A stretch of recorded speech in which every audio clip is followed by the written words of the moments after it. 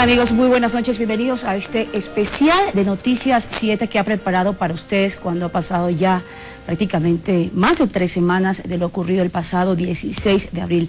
Ese terremoto que sacudió a todo un país, sin embargo, que reflejó la unidad que todos los ciudadanos podemos tener y podemos de alguna forma contribuir con un objetivo en común: salir adelante, dejar un momento muy doloroso. Sin embargo, es necesario ya en estos días también realizar un análisis. Hemos decidido realizar un foro con 2 invitados especiales, conocedores de este tema, para de alguna forma también hacer un intercambio de ideas y conocer estas propuestas sobre las fases que a partir ya de hace unos días atrás han iniciado. Estamos hablando de la reactivación económica, de la reactivación turística y una posterior que sería la reconstrucción. Y es que, si no me equivoco, voy a presentar ya a los invitados, pero se estima que el terremoto del pasado 16 de abril dejó un saldo de más de 4.300 viviendas afectadas.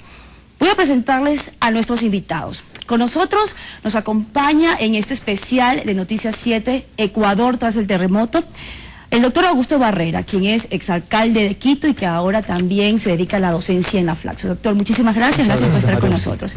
Y también ustedes deben haberlo visto en varias notas que hemos replicado y reproducido en nuestros informativos durante estos días. Estoy hablando de Diego Zorrilla, quien es coordinador residente de las Naciones Unidas y también coordinador humanitario de las Naciones Unidas en nuestro país. Diego, muchísimas gracias. Muchas gracias por ser parte de este especial que ha preparado los informativos de Ecuador TV. ¿Por qué? Porque precisamente este tipo de desastres naturales, de momentos que sufre un país, generan también mucha confusión, muchos rumores, que es necesario que personas conocedores del tema de alguna forma nos ayuden pues a despejarlas, ¿no? Y a concretar ideas firmes. Quisiera saber primero cómo pasaron, qué sucedió durante esos primeros minutos del terremoto. ¿Dónde se encontraba, doctor, usted? En México, en una reunión de Hábitat precisamente, discutiendo lo que va a ser la agenda urbana en los próximos años. Precisamente Quito va a ser sede de Hábitat y teníamos en México el encuentro regional. Esto provocó que prácticamente buena parte del encuentro que hubo en México con expertos de todo el mundo no solo tenga un gesto de solidaridad realmente extraordinario, desde un minuto de silencio y una expresión, digamos, de acompañamiento y solidaridad, sino evidentemente la importancia que tiene el tratamiento de este tema para la construcción de ciudades del futuro. Hay que entender, digamos, que no solamente los sismos, también los riesgos volcánicos, las inundaciones, las crisis climáticas, los deslaves por efecto de las lluvias, se comienzan a convertir en este momento en uno de los desafíos más grandes de las ciudades. Se estima que de aquí al 2050 las ciudades invertirán en eso cerca de 56.000 millones de dólares. Casi un tercio de todo lo que se construye va a ser afectado por este tipo de eventos. Entonces fue evidentemente un tema de mucho impacto. Regresé lo más rápido que pude, digamos, y bueno, en este vuelo ya comenzaron a venir los primeros topos mexicanos y activar evidentemente los temas de solidaridad. Y bueno, México es un país también de los cuales presentó una solidaridad inmediata, como muchos otros que vamos a analizar. Y bueno, Hábitat 3 también, porque es un foro muy importante para que el país conozca, ¿no? Y que precisamente trata sobre estos temas, y es posible tal vez incluir temas como estos. Y ya hemos visto que no estamos aislados de que suceda algo así en nuestro país. Para el coordinador humanitario, usted representante de las Naciones Unidas aquí en nuestro país, ¿cómo lo tomó? ¿Dónde se encontraba en ese momento? Bueno, yo casualmente me encontraba también en México. También estaba en México. Acababa de llegar a México esa tarde y estaba, bueno, presentándome para la reunión del día siguiente en la que iba a participar con Augusto, pero en ese momento el sistema de Naciones Unidas juega un rol particular para cristalizar y canalizar la ayuda internacional, la ayuda de emergencia a los países en caso de una catástrofe humanitaria. Entonces yo regresé esa misma noche, tomé el vuelo a las 2 de la mañana y estaba aquí en Quito y en Ecuador a partir del mediodía al día siguiente, para ayudar al gobierno de Ecuador a canalizar toda la ayuda internacional de apoyo, primero en la fase de rescate, en la fase de búsqueda y rescate, y ahí hay un trabajo de las Naciones Unidas para ayudar a los países a coordinar todos los equipos de rescatistas. Hasta 15 equipos internacionales llegaron, algunos de ellos movilizados con nuestro apoyo, otros independientemente, que se unieron a las labores de rescate llevadas a cabo por los rescatistas nacionales y gracias a los cuales creo que 113 personas pudieron encontrarse con vida, ¿no? Así es. Y al mismo tiempo canalizar la ayuda humanitaria que es aquella ayuda de emergencia que es necesaria para las personas para los primeros 3 meses y que viene en complemento de todo lo que ya se hace a nivel del país. Algo que yo creo que muchas personas se preguntaron luego, ya cuando pasaban los días, pasaban las horas, incluso las personas de Manabí que vivían ahí, ¿no? ¿Se tenía conciencia, les quiero preguntar a ambos, la magnitud que había generado este sismo aquí en el país? Yo creo que no, yo creo que es muy difícil percibir la magnitud de algo así, incluso en los primeros minutos, en las primeras horas. Había gente de Manabí que no conocía lo que había sucedido, ni siquiera en Puerto Viejo, claro, que había colapsado el casco comercial, casi en su totalidad, hasta el día siguiente, porque recordemos que se habían quedado sin luz. O sea, la impresión que yo tengo, claro, digamos, uno dice aquí uno pasa el susto, ¿no? A la distancia la angustia es enorme, desde los temas familiares hasta amigos, en fin. Yo tengo la impresión de que hasta bien entrada esa noche no había una dimensión sobre la magnitud del evento, ¿no? Esto es así, y esto es así porque evidentemente un evento de esa magnitud, los propios sistemas de comunicación, informativos, etcétera, colapsan. Estamos hablando además de un evento que tiene unas características particulares, ¿no? Es un evento que tiene un área de afectación inmensa. Es decir, estamos hablando de un porcentaje muy significativo del territorio nacional, y en este sentido es distinto cuando ocurre un evento que tiene un nivel mayor de localización. La globalidad, digamos, de la afectación implicó 6 provincias, implicó 36 cantones con distintos niveles de afectación, por lo tanto un territorio muy grande, muchas zonas rurales, y el núcleo central, digamos, ocurre en una zona, yo diría, de desarrollo relativo en el país, ¿no? Es decir, no es una gran ciudad, no es un centro absolutamente comunicado, digamos, desde el sur de Esmeraldas hasta el norte del eje Puerto Viejo-Manabí, que es una zona de mucha afectación, Pedernales, Jama, Canoa, etcétera, es una zona con poca comunicación, con poco desarrollo relativo, más con actividades agrícolas, de turismo, pesqueras, ¿no? Y entonces evidentemente el magnificar, el descubrir la magnitud del evento es una cosa que yo creo que se logró solamente después de algunas horas, ¿no? También la ayuda internacional, yo creo que eso es algo muy importante porque a horas que iban pasando era increíble ver cómo varios países se unían, ¿no? Solamente con la consigna de que había que ayudar a Ecuador. Ecuador necesitaba ayuda, que estaba en un momento muy difícil. ¿Respondieron los países de forma inmediata? Sí, hay dos formas de respuesta. Una respuesta espontánea de los países que de forma solidaria envían equipos de rescate, hemos visto mucho, y también ayudas, contribuciones a través de diferentes mecanismos bilaterales, y luego hay una ayuda más sistemática, organizada, si queremos, a través del sistema humanitario que organiza las Naciones Unidas con las ONGs internacionales, con el movimiento de la Cruz Roja, para canalizar aquellas ofertas de ayuda en aquellos sectores que son más necesitados por el gobierno de Ecuador. Volviendo al tema de la magnitud del evento, ese es el segundo desastre más importante que ha conocido la región, o sea, es el primer desastre más importante desde el terremoto de Haití en el 2010. Aquel evento fue mucho mayor en dimensión, pero este es el número de muertes después de Haití, el desastre más grave de la región desde ese terremoto. Las capacidades de respuesta de Ecuador han sido muy superiores, por supuesto, a las que tiene un país como Haití, pero es un terremoto muy grave. Y estas capacidades de respuesta, le pregunto a usted, bueno, conoce también estos procesos en otros países, los parámetros internacionales. Usted también, doctor, que comentábamos hace poco, usted tuvo que pasar durante su gestión en la alcaldía en varios de estos procesos que eran realmente de emergencia. Estuvo en Haití, también estuvo en Chile, en el terremoto de Chile, pero se pudo haber visto tal vez el impacto agudizado si es que no se contaba con las estructuras que se habían dado ya en los últimos años, por ejemplo, aquí en el país. Le digo lo que sucedía en Bahía, ¿no? En Manabí, todo el mundo estaba preguntándose, ¿se habrá caído el puente de Bahía? No se cayó, sirvió más bien de comunicación y de ayuda para que se puedan transportar de un lugar a otro. Estamos hablando Bahía, San Vicente, Canoa, ¿no? Las escuelas, las carreteras. Muchas personas, la sociedad civil se levantó realmente, empezó a hacer grupos, entre amistades, para llevar alimentos, para llevar agua, que eran todos estos productos de necesidad básica que se requería de inmediato y que se conocía a través de las redes sociales, que es otro punto muy importante que también debemos analizar, pero que no hubiera llegado si tampoco no se contaba con una estructura vial adecuada. se hubiera agudizado? ¿Por qué se manejó? ¿Por qué tal vez se amortiguó un poco el impacto que pudo haberse dado con la magnitud del terremoto que se dio aquí el pasado 16 de abril? Sí, bueno, hay primero en las circunstancias del momento en que se da el terremoto, es decir, se da a las 7 de la tarde, a las 7 de la noche de un sábado, con lo cual muchas de las infraestructuras públicas, algunas de las cuales sí colapsaron, el número de edificaciones dañadas en colegios, hospitales, etcétera, es realmente muy elevado. Pero ahí probablemente se pudo minimizar el número de víctimas debido a esta circunstancia realmente.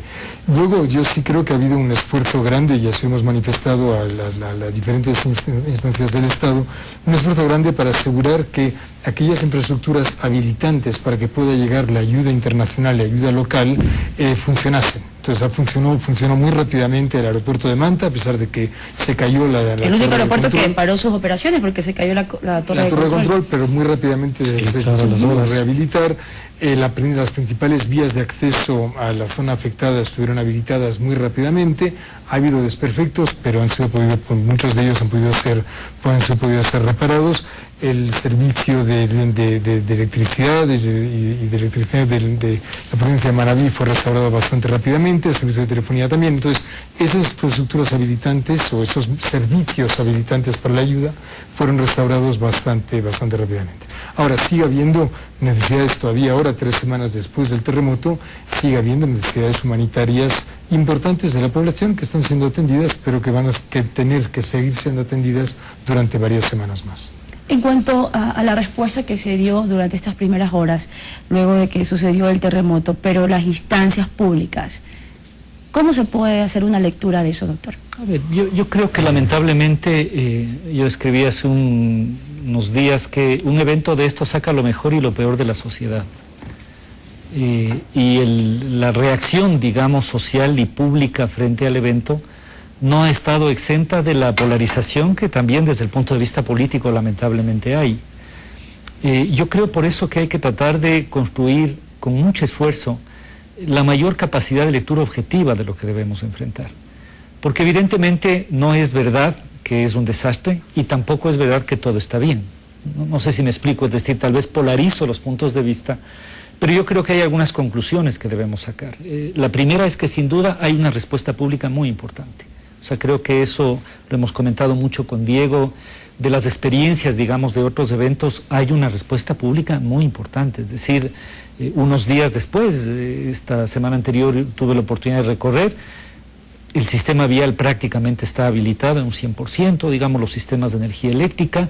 No han habido problemas de orden público gravísimos que podrían darse, es decir, en otros lugares después de esto tiene saqueos, asesinatos, una preocupación inminente, enorme, ¿no? En las primeras horas. No hemos tenido, digamos, evidentemente hay problemas de salud pública en relación a los propios temas de hacinamiento y a la cantidad gigantesca de escombros y a la dinámica que todo esto supone. Es decir, me parece que hay una respuesta del Estado, en el sentido más amplio, muy importante.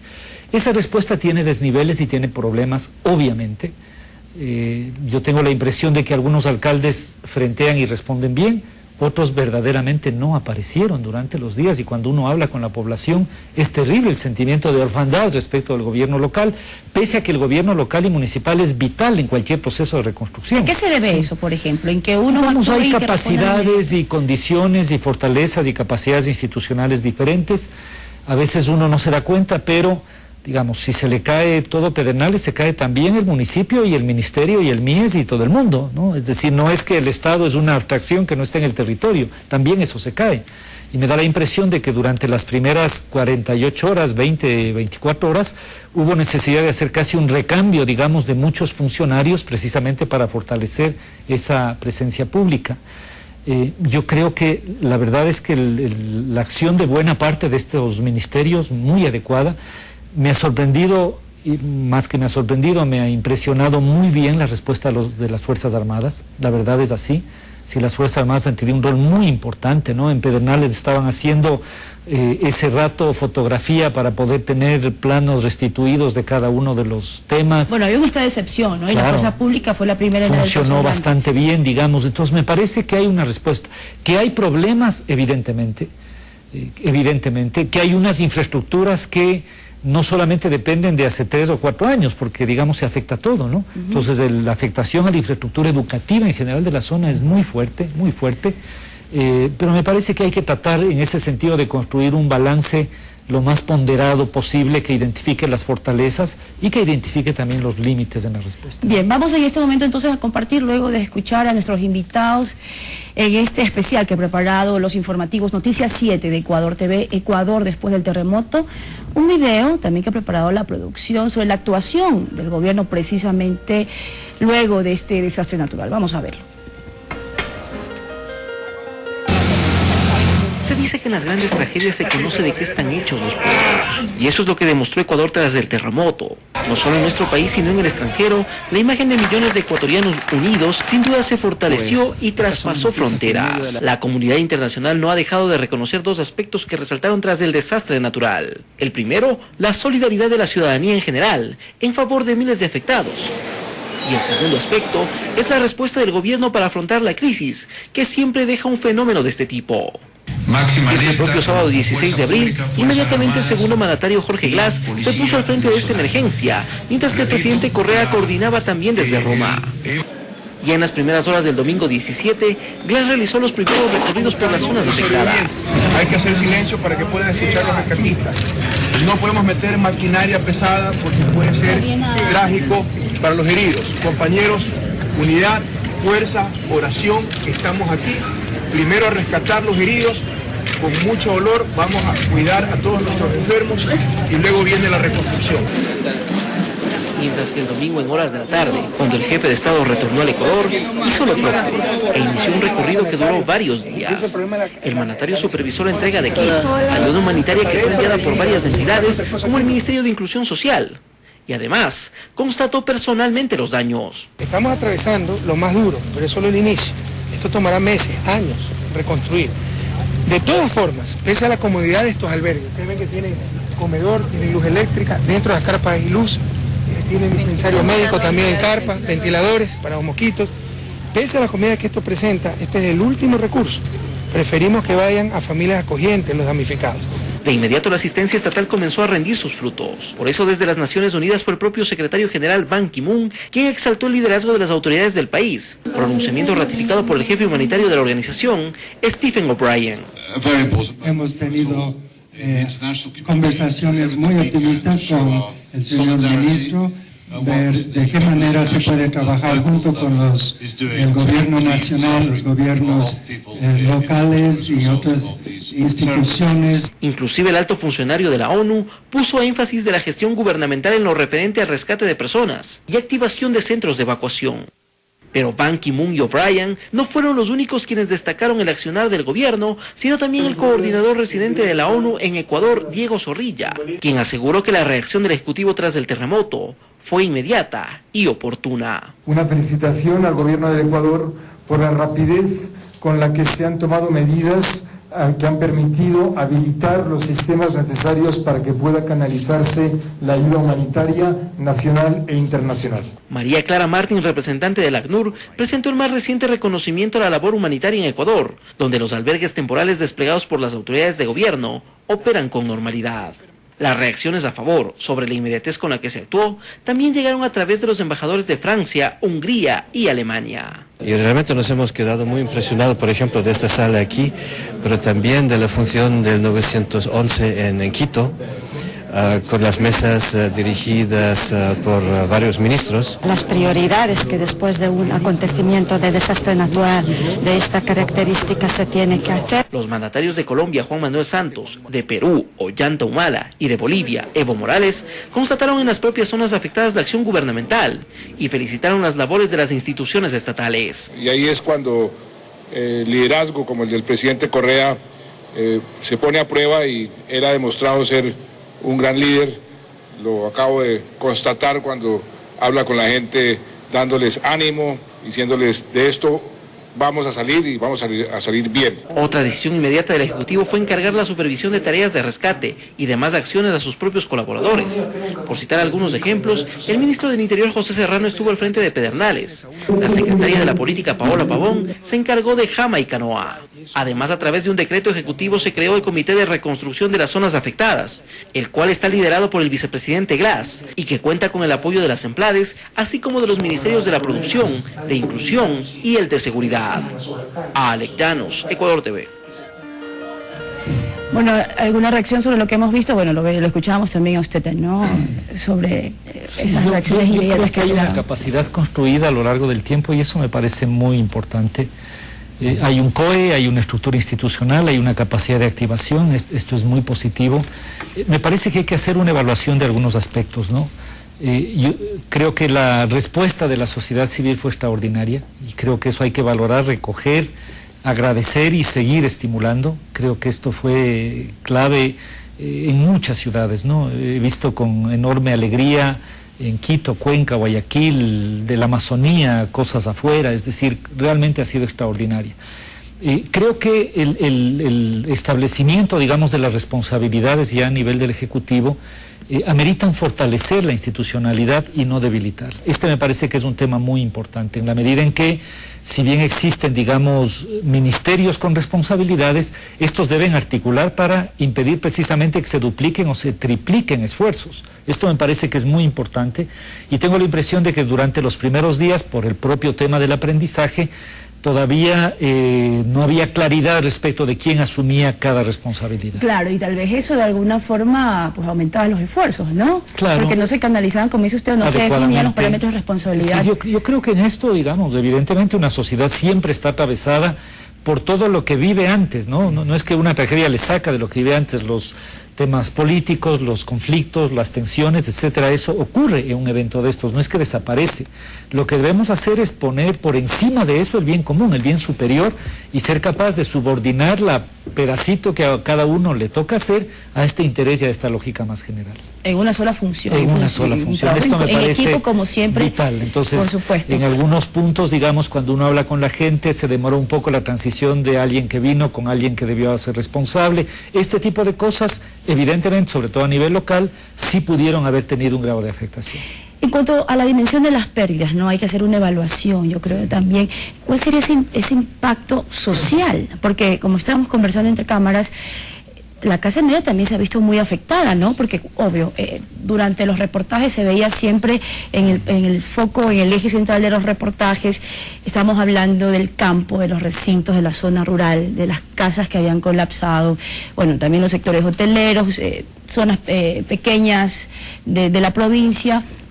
Sin embargo, eso también, la afectación se expandió un poco más, o sea, su onda alcanzó a muchos niveles. Les comentaba que conozco personas que son odontólogos, que perdieron su consultorio, personas que se dedican a leyes, perdieron también sus oficinas y se han quedado de brazos cruzados. El impacto social que se genera luego de un desastre como este. Sí. Hay dos mediciones distintas. Uno es el de las necesidades humanitarias inmediatas, es decir, aquellas cosas que son necesarias para que la gente pueda subvenir a sus necesidades más básicas en materia de alojamiento temporal, en materia de agua y saneamiento, en materia de ayudas alimenticias, etcétera. Y para eso el gobierno del Ecuador disponibilizó, creo que son $300 millones inmediatamente, y nosotros por parte de Naciones Unidas hicimos este llamado de emergencia que tiene con el apoyo del gobierno del Ecuador también por importe de unos 73 millones para ayudar a cubrir brechas inmediatas en la respuesta humanitaria inmediata. Fase en la que todavía nos encontramos, porque esto dura por lo menos varios meses, lo decía incluso el señor presidente antes en el vídeo que hemos oído. Esto es un esfuerzo de largo aliento. Yo creo que las necesidades humanitarias por lo menos son los primeros 3 meses antes de haber logrado estabilizar a la población con el apoyo del gobierno, de las comunidades y de la comunidad internacional también, estabilizarlos en una situación en la que puedan encarar la siguiente fase. Y después en la valoración de todas las pérdidas económicas causadas por el desastre y de las necesidades de reconstrucción. Y para eso la semana pasada, la Semplades anunció el inicio de un proceso que se llama el análisis de necesidades post-desastre.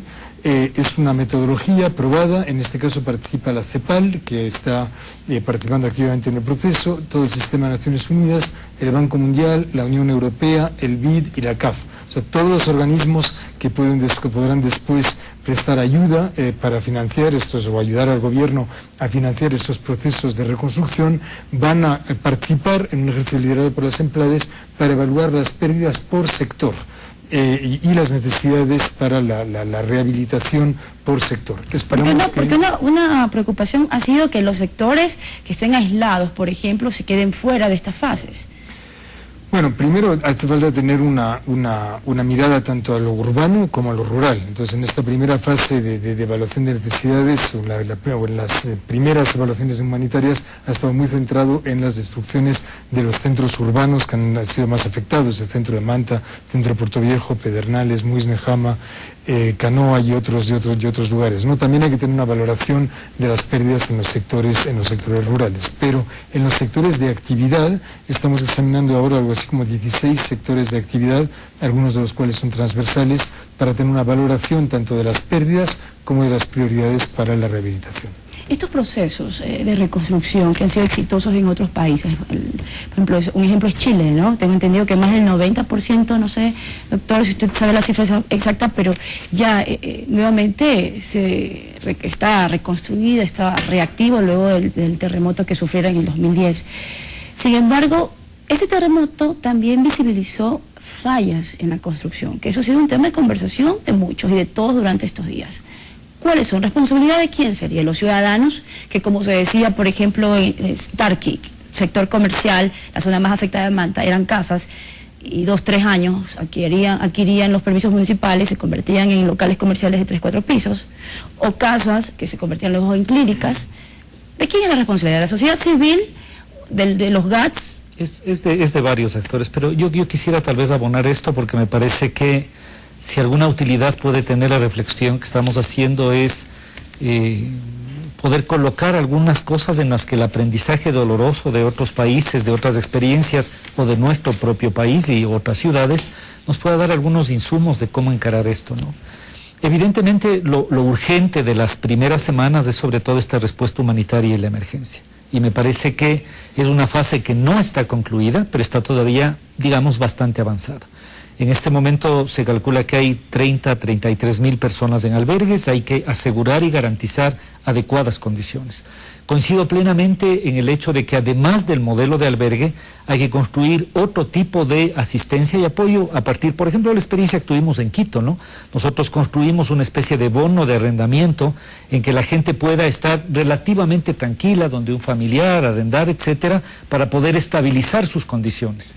Eso implica además devolverle a la gente lo que se llama medios de vida, ¿no? Sí, porque la gente no puede permanentemente estar dependiendo de los víveres y de la asistencia. Necesitamos comenzar a reactivar. Yo estos días vi más reactivación en Pedernales, un poquito menos en Bahía, por ejemplo. En fin, digamos, ciudades más grandes como Puerto Viejo, Manta, tienen capacidad de asimilar, digamos, como sistemas urbanos. Pero entonces hay unas pérdidas que son las viviendas. Pero esa es una aproximación a las pérdidas, ¿no es cierto? Yo tengo la impresión de que en algunas localidades el número de viviendas afectadas va a ser mayor que las catastradas por el nivel de informalidad. El nivel de destrucción, digamos, en algunas de las localidades, estoy pensando en Pedernales, en Jama o en Canoa, es muy grande, es muy grande. Es decir, llega a niveles del 70 y pico, 80%. Entonces, este es un nivel de afectación. Pero cuando uno analiza, digamos, el funcionamiento que tenía Tarqui en Manta, para quienes conocen medianamente, era prácticamente el lugar del centro comercial popular de la ciudad. Entonces, no solamente está afectada la vivienda, sino que la oficina, el consultorio, el comercio, el medio de vida para personas que incluso viven en zonas rurales, ¿no? Y si uno va más allá todavía, digamos, la afectación al sistema de pesca artesanal es muy importante, como también, digamos, a los circuitos productivos agrícolas. A lo que voy es a que necesitamos completar este nivel de afectación. Hay unas afectaciones que son vivienda, infraestructuras básicas, escuelas, infraestructuras, digamos, estos sistemas habilitantes, pero hay también unas afectaciones económicas, ¿no? Es decir, que se haya revisado, digamos, datos provisionales sobre afectación a la estructura productiva. La estructura industrial está muy afectada y la estructura comercial está muy afectada. Eso en ciudades y provincias que tienen estos componentes, digamos, en los medios de vida, en las formas de trabajo de la gente, es muy importante. Y esto es clave porque la reconstrucción no solamente es una reconstrucción de la vivienda, es una reconstrucción integral del territorio y finalmente del modo de vida de las personas. Y esto me parece a mí que es lo más importante, ¿no es cierto? Es la vivienda, es el empleo, es la infraestructura productiva y en definitiva el tejido social que debemos reconstruir, ¿no? De hecho, de eso vamos a hablar más adelante, vamos a hacer una primera pausa y vamos a conversar sobre, quisiera escuchar cuáles son sus análisis sobre la calidad de construcción que existe en nuestro país. Ya se hizo una pequeña antesala, pero al regresar vamos a conocer si realmente se necesitarían de alguna forma hacer controles de parámetros de calidad de la construcción, quién estaría a cargo, quiénes son los responsables. Habíamos escuchado incluso a la Fiscalía anunciar que se iban a abrir investigaciones en este caso. Eso lo vamos a analizar cuando regresemos de esta pausa. Este es el especial de Noticias 7, Ecuador después del terremoto. Volvemos.